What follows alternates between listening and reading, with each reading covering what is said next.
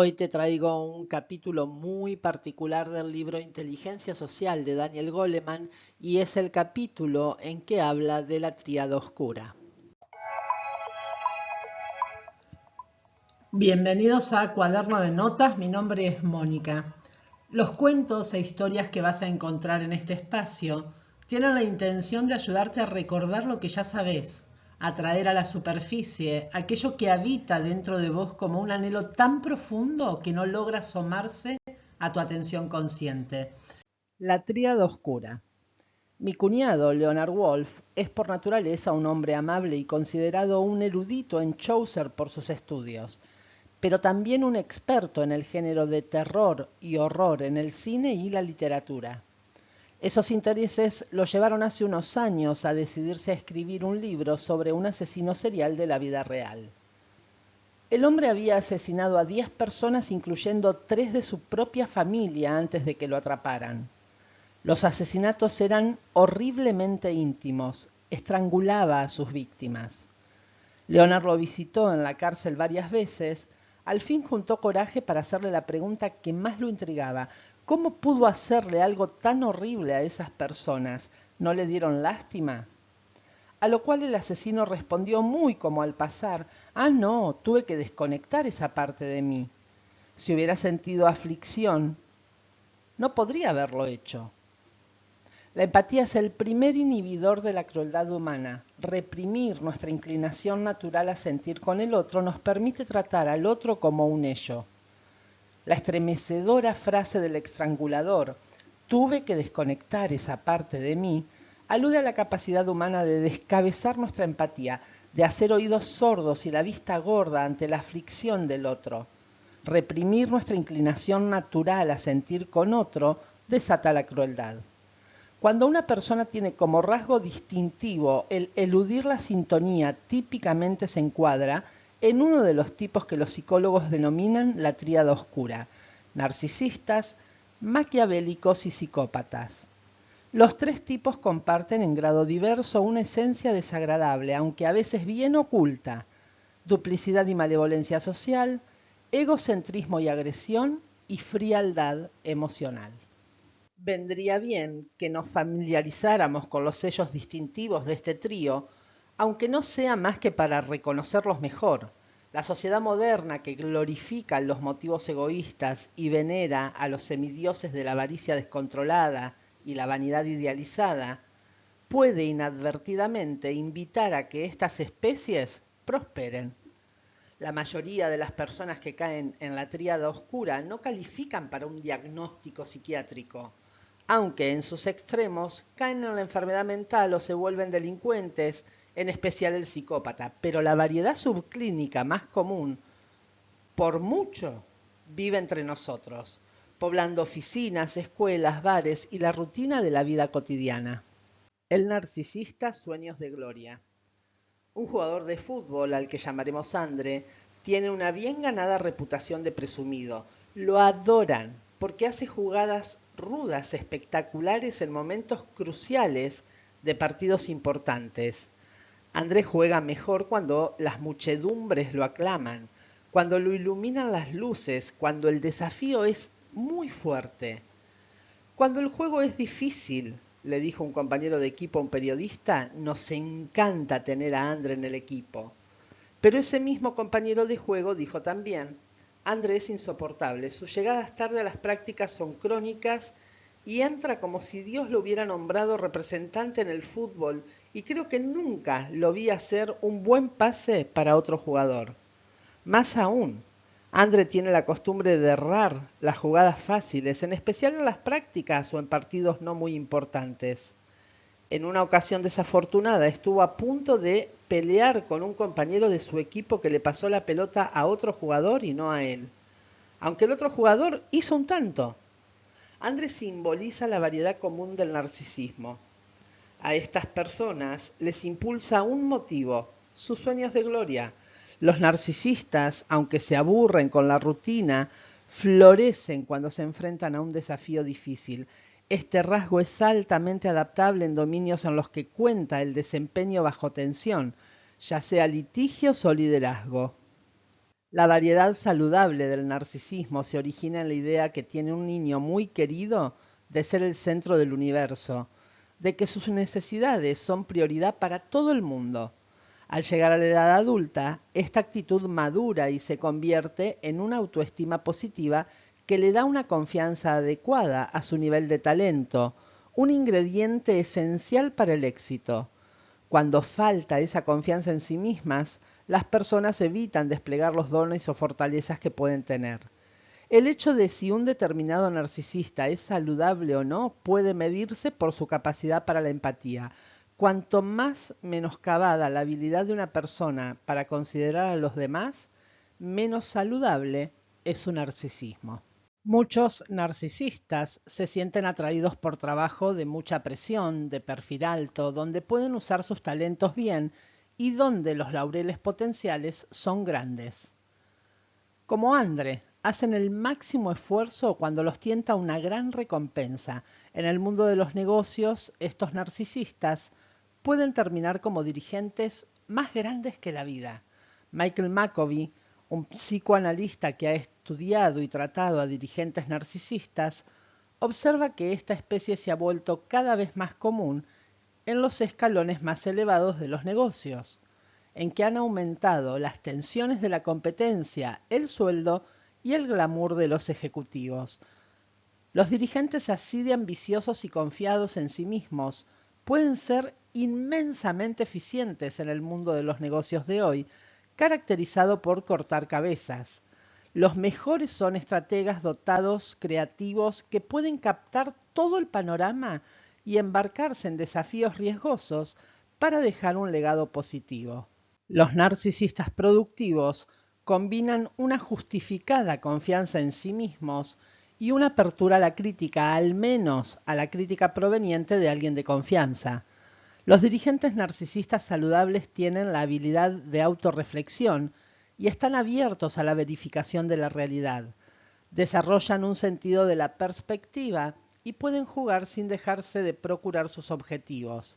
Abiertos a la nueva información, son más propensos que otros a tomar decisiones sólidas y menos a dejarse sorprender por los acontecimientos. Pero los narcisistas no saludables ansían ser admirados más que amados. Entre sus puntos fuertes se cuenta la habilidad de ofrecer vívidas imágenes y de atraer seguidores. A menudo innovadores en los negocios, alcanzan logros no porque tengan un alto nivel interior de excelencia, sino porque desean las ventajas y la gloria que los logros traen consigo. Como les importa poco cómo afectarán sus acciones a otros, son libres de procurar sus objetivos agresivamente sin tener en cuenta los costos humanos. En tiempos de grandes turbulencias, dice McCovey, estos dirigentes pueden parecer atractivos, aunque sea solo porque tienen la audacia de impulsar programas que traen cambios radicales. Pero estos narcisistas empatizan selectivamente, pasando por alto a aquellos que no alimentan su sed de gloria. Pueden cerrar o vender una compañía, despedir multitudes de empleados sin sentir nada de solidaridad por aquellos para quienes sus decisiones constituyen desastres personales. En ausencia de empatía, no tienen remordimientos y son indiferentes a las necesidades o los sentimientos de sus empleados. El sentimiento del valor propio es otra señal de un narcisismo saludable. Los narcisistas no saludables típicamente carecen de ese sentimiento. El resultado es una inestabilidad interna que en un dirigente, por ejemplo, significa que a medida que desarrolla sus imágenes inspiradoras, alberga una vulnerabilidad que les cierra los oídos a la crítica. Estos dirigentes evitan incluso la crítica constructiva, que perciben como un ataque. Su hipersensibilidad a la crítica en cualquiera de sus formas significa también que los dirigentes narcisistas no buscan información ampliamente, sino que se aferran selectivamente a datos que apoyen sus puntos de vista, ignorando hechos que estén en desacuerdo con estos. No escuchan, sino que prefieren pregonar y adoctrinar. Si bien algunos dirigentes narcisistas obtienen resultados espectaculares, otros crean desastres. Cuando abrigan sueños no realistas, como carecen de límites e ignoran los consejos prudentes, son capaces de arrastrar a una empresa por el camino incorrecto. Teniendo en cuenta el gran número de dirigentes narcisistas actualmente al timón de empresas, las organizaciones deben encontrar maneras de obligar a los dirigentes a escuchar y a tomar en cuenta las opiniones de los otros. De lo contrario, esos dirigentes probablemente queden aislados detrás de un muro de aduladores que los apoyarán pase lo que pase. Un ejecutivo narcisista fue a ver a Maccovy para iniciar una psicoterapia, pues quería saber por qué se enfurecía con tanta facilidad con las personas que trabajaban para él. Una sugerencia útil era para él una impertinencia y se enojaba con quien la había hecho. El ejecutivo rastreaba su ira a sentimientos de la infancia, al no haber sido reconocido por un padre distante, hiciera lo que hiciese, no lograba impresionar a su padre. El ejecutivo se daba cuenta de que ahora buscaba una restricción emocional en forma de un elogio ilimitado de sus subalternos y que necesitaba oírlo en abundancia, pero cuando se sentía menospreciado se ponía furioso. Con esa percepción, el ejecutivo comenzó a cambiar e inclusive aprendió a reírse de su deseo de alabanza. En determinado momento anunció a su equipo de los más estrechos colaboradores que estaba yendo a psicoanálisis y les preguntó qué opinaban al respecto. Hubo una larga pausa y entonces un ejecutivo reunió el valor suficiente para decir que no se le veía tan enojado ya y que fuera lo que fuese que estaba haciendo, que continuara así. El lado oscuro de la lealtad. Mis alumnos, dice un profesor de una escuela de negocios, entienden la vida organizacional como una especie de feria de las vanidades, en la que los que quieren avanzar pueden hacerlo solo apelando a la vanidad de sus superiores. Sus alumnos saben que el juego se juega usando una franca adulación. Si la adulación es abundante, piensan, los llevará a conseguir un ascenso. Si en el proceso tienen que escatimar, menospreciar o distorsionar información importante, lo hacen. Mediante ardides y con un poco de suerte, las consecuencias de esa actitud les serán atribuidas a otro. Tal actitud cínica va al corazón del peligro del narcisismo insano en la vida organizacional. Una organización entera puede ser narcisista. Cuando una masa crítica de empleados comparte una visión narcisista, toda la organización adquiere esos rasgos que se convierten en el procedimiento normal para funcionar. El narcisismo organizacional tiene peligros claros. Inflar la grandeza, ya sea la del jefe o la de una falsa autoimagen colectiva de la empresa, se convierte en la norma para funcionar. La saludable disensión es eliminada y cualquier organización a la que se le birla su cuota de verdad pierde la habilidad de responder con ingenio a la dura realidad. Es claro que cualquier empresa desea que sus empleados estén orgullosos de pertenecer a ella y que sientan que comparten una misión significativa. Un poco de narcisismo colectivo bien fundado es saludable. El problema aparece cuando ese orgullo se construye a partir de un deseo desesperado de gloria en lugar de en logros reales. El problema crece cuando los dirigentes narcisistas esperan oír solo mensajes que confirmen su propio sentido de grandeza y cuando esos dirigentes se vuelven contra los portadores de malas noticias, los subordinados comienzan naturalmente a ignorar la información que no encaja en la imagen de grandeza. Este filtro distorsionado de la realidad no tiene por qué tener su origen en el cinismo. Empleados que obtienen ellos mismos una ganancia en sus egos inflados por pertenecer a esa empresa, torcerán de buen grado la verdad, a cambio del sentimiento rosa de la autoadulación del grupo. Una víctima importante de tan maligno narcisismo grupal no es solo la verdad, sino la conexión auténtica entre los trabajadores. Todos conspiran tácitamente para mantener las ilusiones que comparten. La represión y la paranoia prosperan, el trabajo se convierte en una charada. En una escena premonitoria de la película Silkwood en 1983, Karen Silkwood, una cruzada contra la corrupción corporativa, observa a un gerente en una planta manufacturera retocando fotos de soldaduras en barras combustibles destinadas a reactores nucleares. El hombre hace aparecer un trabajo defectuoso como bueno. El gerente no parece tener ningún empacho sobre su tarea potencialmente letal. Solo le preocupa el hecho de que si la planta entrega con demora las barras combustibles, se resentirá el negocio y eso llevará a una situación de peligro para sus trabajadores. Se considera un buen ciudadano de la corporación.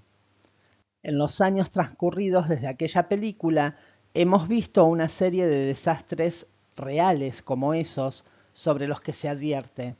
No en reactores nucleares, sino en Chernobyls de corporaciones enteras.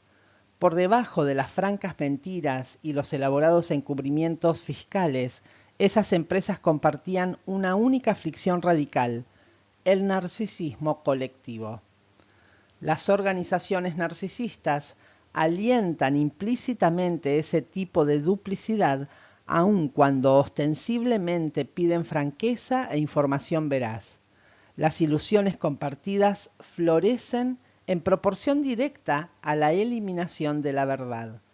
Cuando el narcisismo se extiende dentro de una empresa, los que desafían la autoadulación, incluso con información vital, amenazan con un sentimiento agobiador de fracaso o vergüenza a todos los que cuentan con una ilusión narcisista. En la psique del narcisista, la respuesta inmediata a semejante amenaza es la ira. En una empresa narcisista, los que ponen en peligro la grandeza del grupo son típicamente bajados de categoría, reconvenidos o despedidos. La organización narcisista se convierte en un universo moral en sí mismo, un mundo en el que las metas, la bondad y los medios no son cuestionados, sino tomados como palabra santa. Es un mundo en el que hacer lo que necesitamos hacer para conseguir lo que sea que queramos parece perfectamente correcto. La ininterrumpida celebración de nosotros mismos oculta lo divorciados de la realidad que hemos llegado a estar. Las leyes no se aplican a nosotros, solo a los otros. El lema del narcisista: los otros existen para adorarme. Ella le había prometido leerle un pasaje pornográfico de una novela, pero ahora él estaba furioso. Al principio todo parecía bien. Ella comenzó a leerle en voz baja y seductora. Era una escena caliente entre dos amantes. Él sintió que se estaba excitando, pero a medida que el pasaje subía de temperatura, ella se puso nerviosa. Alternativamente tartamudeaba o vacilaba y luego se lanzaba rápidamente sobre el texto. Era obvio que estaba molesta. Al fin ella no pudo más. Dijo que el texto se ponía demasiado pornográfico después de este punto y se negó a seguir leyendo. Para empeorar las cosas, ella agregó que algo en él la hacía sentir muy incómoda y que así no podía continuar. Peor todavía, admitió que ya le había leído el texto a otros hombres. Esa escena se repitió 120 veces, cada vez con un hombre diferente, como parte de un experimento en una universidad sin nombre. La mujer que leía la calenturienta prosa era asistente en un estudio sobre qué es lo que provoca a algunos hombres, aunque a una minoría, a obligar a una mujer a mantener relaciones sexuales. La trama apuntaba deliberadamente a hacer que los hombres al principio se sintieran excitados y luego frustrados y humillados. Después de esa situación, cada hombre tenía una oportunidad de retribución. Se le pedía que calificara el desempeño de la mujer para determinar cuánto habría que pagarle o si habría que suspender el pago y decidir si se la volvería a convocar o si se la despediría. Casi todos los hombres perdonaban a la mujer, en especial cuando se enteraban que necesitaba el dinero para pagar sus estudios. Pero típicamente los que tenían tendencias narcisistas se sentían muy ofendidos por el desaire y se vengaban. Sintiendo que se les había quitado algo a lo que tenían derecho, los narcisistas fueron punitivos en todo sentido. Y en una prueba de actitud hacia la coerción sexual, cuanto más narcisista era un hombre, más aprobaba las tácticas coercitivas. Los investigadores llegaron a la conclusión de que, si la situación hubiera sido real y los dos hubieran comenzado un juego previo, pero luego la mujer hubiera decidido detenerse, hombres como esos probablemente la habrían obligado a mantener relaciones a pesar de su negativa. Incluso los narcisistas insanos pueden a veces ser encantadores. Su nombre proviene del mito griego de Narciso, que estaba tan embelesado con su propia belleza que se enamoró de su propia imagen reflejada en un lago. La ninfa Eco también se enamoró de él, pero terminó rechazada y dolida, sin poder competir con su autoadoración. Como dice el mito, muchos narcisistas atraen a los demás porque la confianza que exhiben en sí mismos puede darles un aura carismática. Aunque son rápidos para menospreciar a los demás, los narcisistas insanos se ven a sí mismos en términos absolutamente positivos. Comprensiblemente son muy felices en los matrimonios con personas que los adulan sin vacilar. El lema del narcisista podría ser: los demás existen para adorarme. Entre los de la tríada oscura, los narcisistas son los únicos flagrantes en su autoinflación y jactancia, todo sazonado con una dosis necesaria de autoengaño. Su predilección es servirse fuertemente a sí mismos. Asumen el crédito por los éxitos, pero nunca la culpa por los fracasos. Se sienten con derecho a la gloria, incluso se arrogan alegremente el crédito por el trabajo de otros, pero no ven nada malo en esto, ni en cualquier otra cosa que puedan llegar a ser. Según una prueba común, un narcisista es alguien que tiene un sentido grandioso de su importancia, abriga fantasías obsesivas de gloria ilimitada, siente ira o una intensa vergüenza cuando es criticado, espera favores especiales y carece de empatía. Esa deficiencia en la empatía significa que los narcisistas no tienen conciencia de la rudeza que los otros ven tan claramente en ellos. Aunque pueden selectivamente poner en funcionamiento su encanto, los narcisistas pueden también ser desagradables. Como no sienten la menor inclinación hacia la intimidad emocional, son muy competitivos, cínicos y desconfiados de los demás, y están siempre dispuestos a explotar a las personas que hay en sus vidas, glorificándose a sí mismos, incluso a expensas de desairar a alguien cercano a ellos. No obstante, los narcisistas típicamente se consideran agradables. La autoinflación irreal es más común en las culturas que alientan el esfuerzo individual por encima del éxito compartido.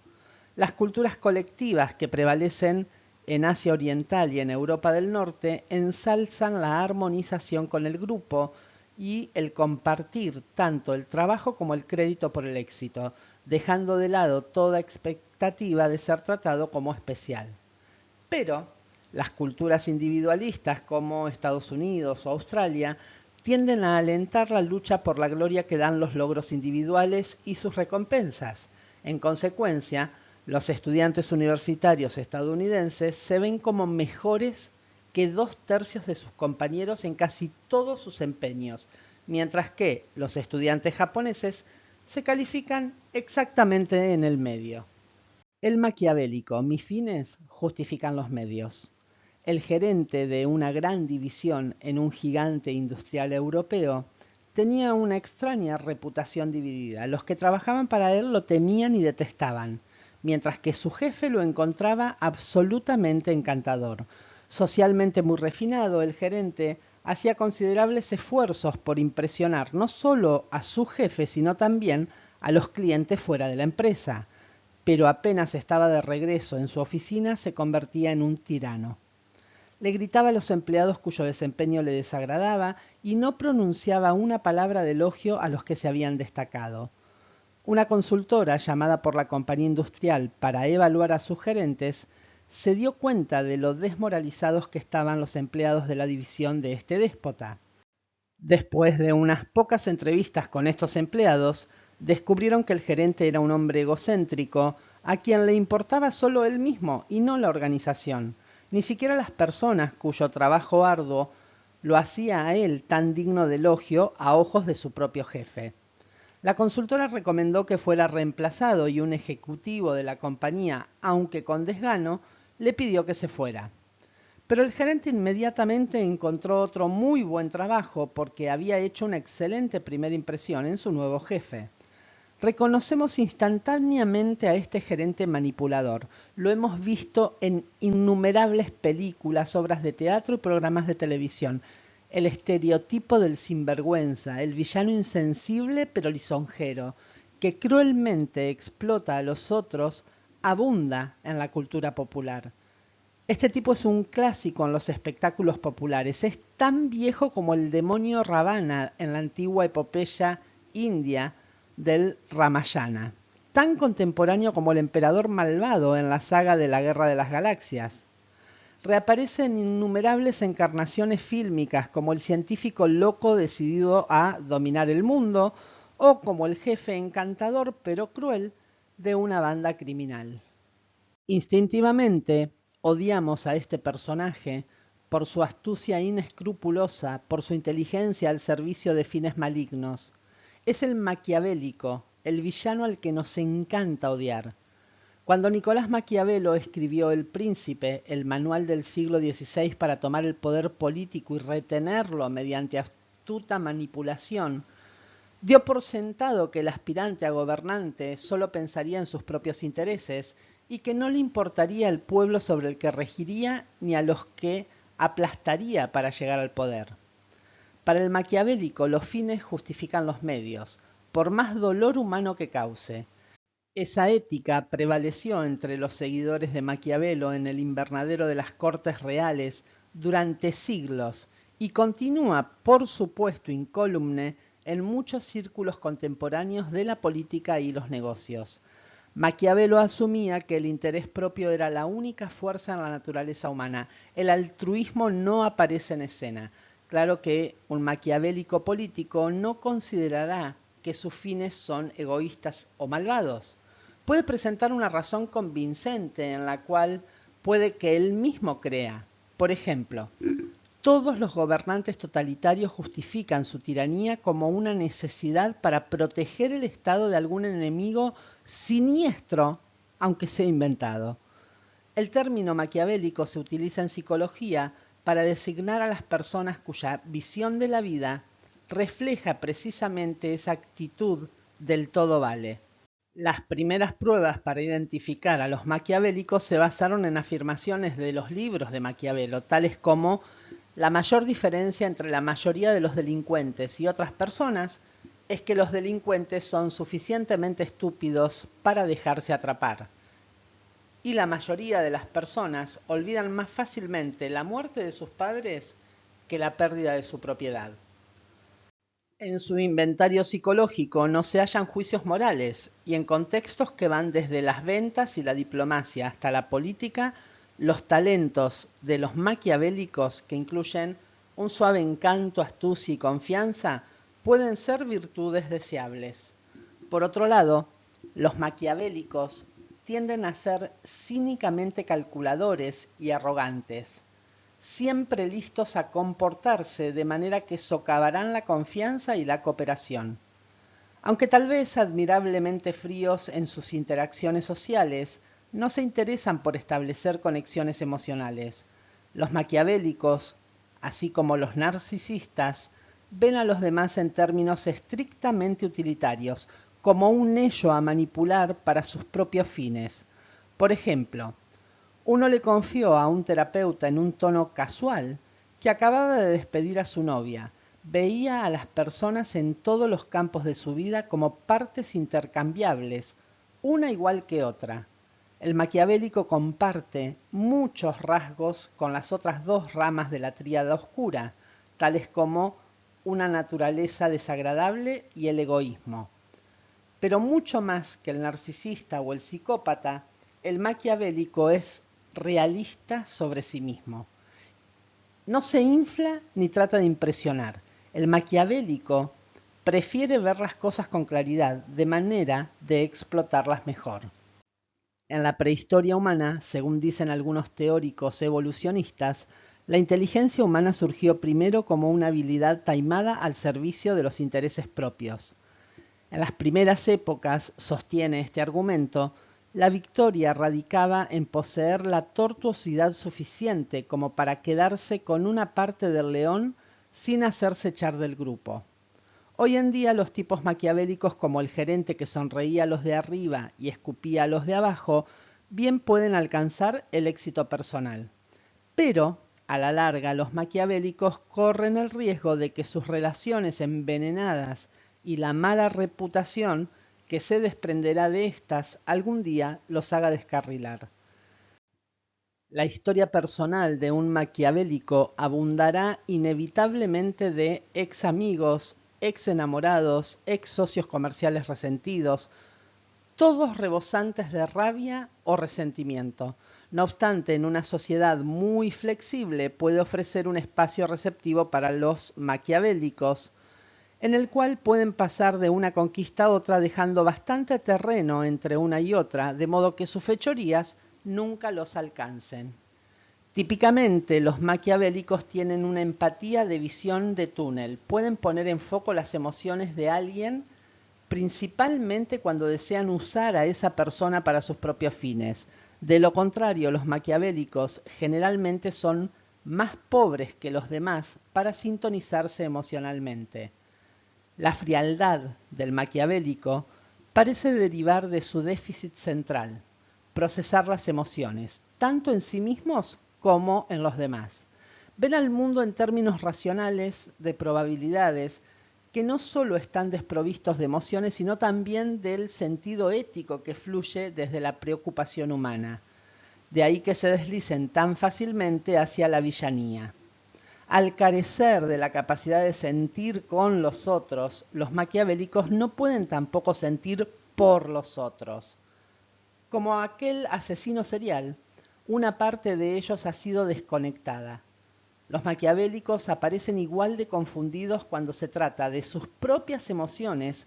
En un momento de incomodidad pueden no saber si, como dijo un experto, se sienten tristes, cansados, hambrientos o enfermos.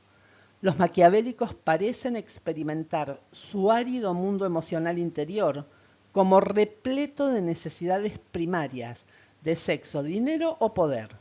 El predicamento del maquiavélico se reduce a cómo llenar esos impulsos con un juego de herramientas interpersonal que carece de un rango crucial de radar emocional. Incluso así, su capacidad selectiva para percibir lo que alguien puede estar pensando puede ser muy incisiva y parecen confiar en esta astucia social para abrirse camino en el mundo. Los maquiavélicos son astutos estudiantes de un mundo interpersonal que pueden penetrar solo en la superficie. Su perspicaz conocimiento social percibe matices y adivina cómo pueden reaccionar las personas ante una situación dada. Estas habilidades les permiten su proverbial ingenio social. Como hemos visto, algunas definiciones corrientes de inteligencia social, basadas principalmente en tal sabiduría social, les darían buenas calificaciones a los maquiavélicos. Pero, mientras que su cabeza sabe qué hacer, su corazón queda en las sombras. Algunos ven esta combinación de fuerza y debilidad como una desventaja que los maquiavélicos superan por medio de la astucia a favor de sí mismos. Sus manipulaciones, según esta opinión, compensan su ceguera a la gama total de emociones.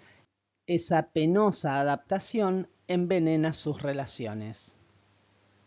El psicópata, el otro como un objeto. Durante un grupo de terapia en un hospital, la conversación giraba alrededor de la comida de la cafetería.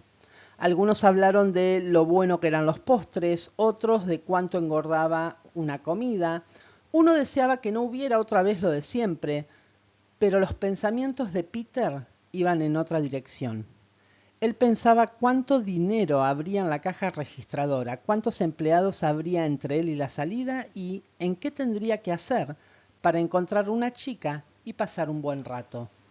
Peter estaba en el hospital por una orden judicial expedida cuando violó su libertad condicional. Desde la adolescencia, Peter había abusado de las drogas y el alcohol y a menudo se ponía agresivo y amenazante. Su condena actual era por hacer llamadas telefónicas acosadoras. Antes de eso, había sido acusado de daños a la propiedad y de calumnias. Admitió por propia voluntad haberle robado a su familia y a sus amigos.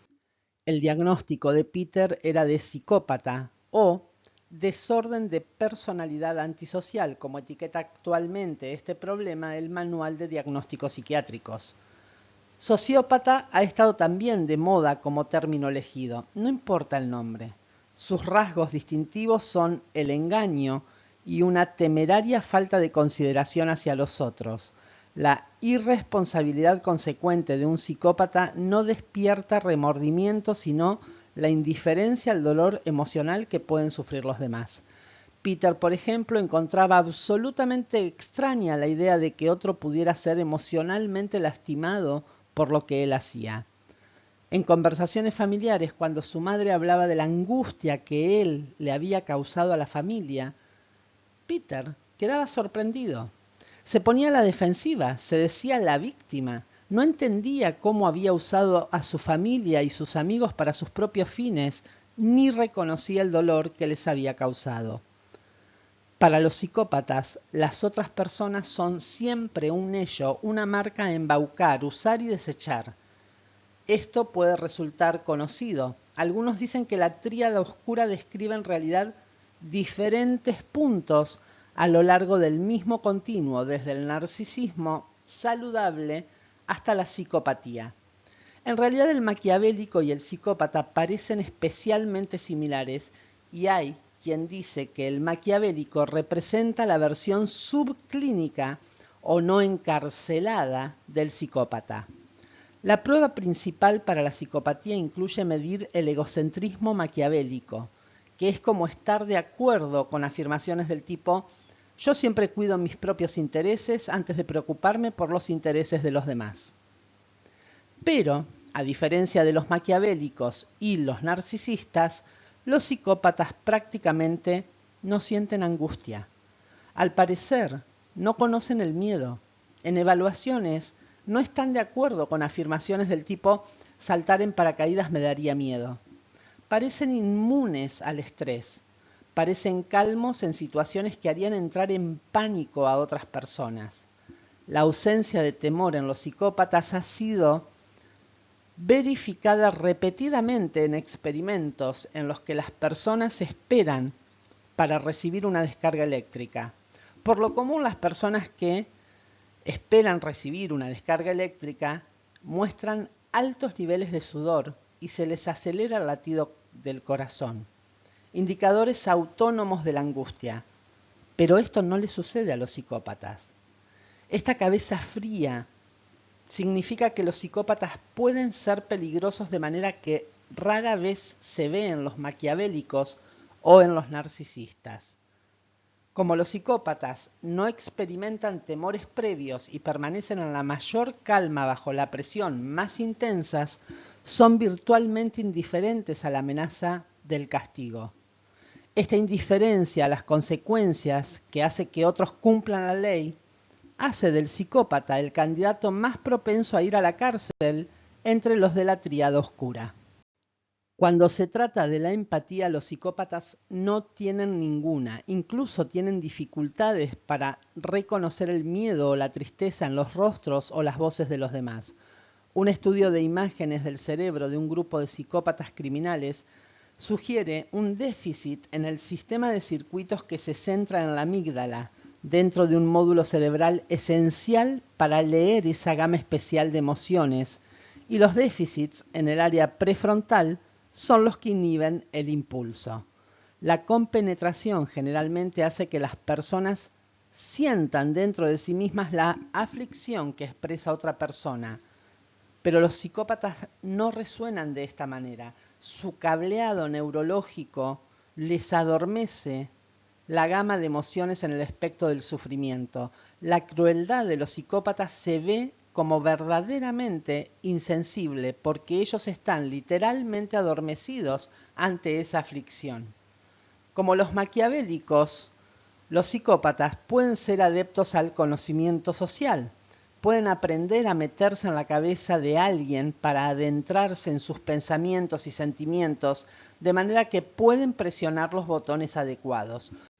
Pueden ser fluidos socialmente y creen que incluso, aunque los demás estén molestos conmigo, yo generalmente me los gano con mi encanto. Algunos psicópatas criminales se preocupan por leer libros de autoayuda para aprender mejor a manipular sus metas, algo así como pintar por números para conseguir lo que quieren. Algunas personas utilizan ahora el término psicópatas exitosos para los que se han visto envueltos en robo, tráfico de drogas, crímenes violentos y otros delitos por el estilo, pero nunca han sido condenados ni arrestados por estos actos. Su criminalidad, en combinación con ese patrón clásico de encanto superficial, las mentiras patológicas y una historia de compulsividad, les gana el estatus de psicópatas. Son exitosos y esta teoría se sostiene porque aunque tienen las mismas tendencias temerarias que otros psicópatas, reaccionan con más angustia a las posibles amenazas. Su temor mayor los lleva a ser algo cautelosos, lo que los hace menos susceptibles de terminar en la cárcel. Ya de niños, muchos psicópatas han dado muestras de frialdad a edad temprana.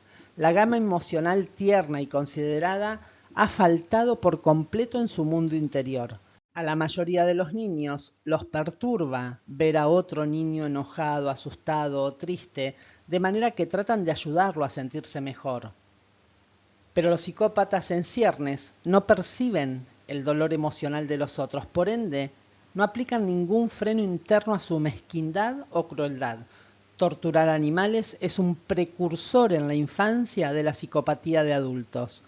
Otras señales de advertencia son amedrentar e intimidar a otros, buscar pelea, imponer sexo forzado, iniciar incendios y otros delitos contra la propiedad y las personas. Si consideramos a alguien sencillamente como un objeto, entonces podremos con mucha más facilidad maltratarlo, abusar de él o algo peor. Tal crudeza encuentra su punto más alto en los psicópatas criminales como los asesinos seriales o los victimarios habituales como los acosadores de niños. Su sangre fría señala lo mórbidamente confundidos que están cuando se trata de empatizar con la aflicción de sus víctimas. Un violador serial encarcelado, hablando del terror de sus víctimas, decía: yo no entiendo, yo he tenido miedo y no es desagradable. Aguijones morales. Estaban en los últimos minutos de un partido muy peleado en el que se decidía el equipo de básquet ganador. En el calor del último minuto, el entrenador John Chaney de la Universidad Temple apeló a medidas desesperadas. Chaney mandó a un gigante de 1,80 y 110 kilos de peso con órdenes de cometer faltas arteras, lastimar a los jugadores del otro equipo. Una de esas jugadas mandó a un jugador contrario al hospital con un brazo quebrado, anulándolo para el resto de la temporada. Entonces Chaney cometió un acto singular. Se suspendió a sí mismo como entrenador. Luego llamó al jugador lastimado y a sus padres para disculparse y ofreció pagar la cuenta del hospital. Chaney le dijo a un periodista después: estoy muy arrepentido. Y a otro periodista: estoy muy arrepentido. El arrepentimiento, como el de Chaney, es la diferencia clave entre los de la tríada oscura y los otros que cometen actos reprensibles. El remordimiento y la vergüenza y sus primos cercanos, la culpa y el orgullo, son emociones sociales o morales. Los miembros de la tríada oscura experimentan estos aguijones a la acción ética solo de manera atrofiada, si es que lo experimentan. Las emociones sociales presuponen la presencia de empatía para sentir cómo nuestro comportamiento será evaluado por los demás. Actúan como una policía interior que mantiene lo que hacemos y decimos a raya con la armonía interpersonal de una situación dada. El orgullo es una emoción social porque nos alienta a hacer lo que otros aplaudirán, mientras que la vergüenza y la culpa nos sirven como castigos internos por malas conductas sociales. La vergüenza se detona, por supuesto, cuando violamos alguna convención social, ya sea porque traspasamos una barrera de intimidad, o nos falta plomo, o hacemos o decimos algo indebido. Por ejemplo, la mortificación sentida por un sujeto cuando hizo una crítica despiadada de la actuación de una actriz a un hombre a quien acababa de conocer en una fiesta y se enteró de que la actriz en cuestión era la esposa del hombre. Las emociones sociales pueden servir también para reparar esos deslices. Cuando alguien muestra señales de vergüenza como ruborizarse, los otros perciben que esa persona lamenta el error. Pueden interpretar la vergüenza como indicadora de un deseo de corregirse. Un estudio halló que cuando alguien que derriba algún producto en un supermercado se ve mortificado, las personas a su alrededor lo disculpan con mucha más facilidad que si el culpable parece indiferente. La base cerebral de las emociones sociales ha sido estudiada en pacientes neurológicos propensos a faux pas, confesiones inapropiadas y otras violaciones. Esos pacientes que resultan tener lesiones en la zona órbito-frontal son legendarios por su temeridad y sus errores sociales. Algunos neurólogos teorizan que estos pacientes ya no son capaces de detectar expresiones de desaprobación o consternación y por eso no ven cómo reaccionan los otros ante ellos. Otros ven sus errores sociales como debidos a la falta de señales emocionales interiores que mantengan su comportamiento por el buen camino. Las emociones básicas de ira, temor y alegría están todas cableadas en el cerebro al nacer o inmediatamente después, pero las emociones sociales requieren de la autoconciencia, una capacidad que comienza a surgir en el segundo año de vida, cuando la región órbito-frontal de un niño madura. A eso de los 14 meses, los bebés comienzan a reconocerse en el espejo. Ese reconocimiento de sí mismos como una entidad única trae consigo el entendimiento recíproco de que las otras personas son algo separados y la habilidad de sentirse mortificado por lo que los demás puedan pensar de nosotros. Antes de los 2 años, un niño es felizmente indiferente a cómo puedan juzgarlo los otros y por eso no se avergüenza, por ejemplo, de mojar los pañales. Pero, a medida que se da cuenta de que es una persona separada, alguien que los otros pueden notar, tiene todos los ingredientes para avergonzarse, lo que es típicamente la primera emoción social del niño. Se requiere que el niño tenga conciencia no solo de qué sienten los demás hacia él, sino de qué debe sentir él a su vez. Esta toma de conciencia social aumentada señala no solo su empatía emergente, sino también sus habilidades emergentes para hacer comparaciones, formar categorías y comprender sutilezas sociales. Otro tipo de emoción social nos mueve a castigar a otros que hace daño, aunque haya un riesgo o un costo para nosotros. En la ira altruista, una persona castiga la violación por parte de otra de una norma social, como abusar de la confianza, aunque esa persona no sea la víctima. Esta ira justiciera parece activar un centro de recompensa en el cerebro, de manera que hacer cumplir las normas mediante el castigo a los infractores, ¿cómo se atrevió a meterse en la fila?, nos da un sentimiento de satisfacción. Las emociones sociales funcionan como una brújula moral. Sentimos vergüenza, por ejemplo, cuando los demás se dan cuenta de un error que hemos cometido. Cuando sentimos culpa, por otro lado, es algo privado, que surge con el sentimiento de remordimiento cuando nos damos cuenta de que hemos hecho algo mal. Los sentimientos de culpa a veces acicatean a las personas a rectificar sus errores, mientras que la vergüenza más frecuentemente lleva a la autodefensa. La vergüenza tiene como consecuencia el rechazo social, mientras que la culpa puede llevar la expiación.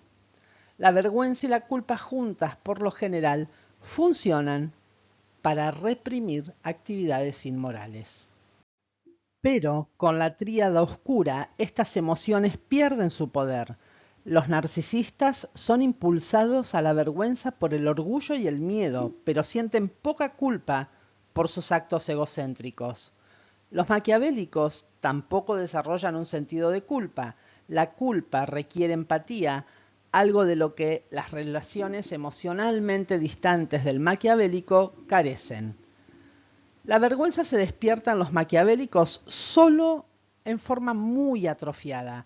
El retraso del psicópata en desarrollo moral surge de un conjunto levemente diferente de deslices en las emociones sociales. En ausencia de culpa y de temor, los castigos potenciales pierden su poder de disuasión. Situación explosivamente peligrosa en combinación con la falta absoluta de empatía del psicópata con la aflicción de otra persona. Peor aún, incluso aunque sus propias acciones sean la causa de esa aflicción, no sienten ni remordimiento ni vergüenza.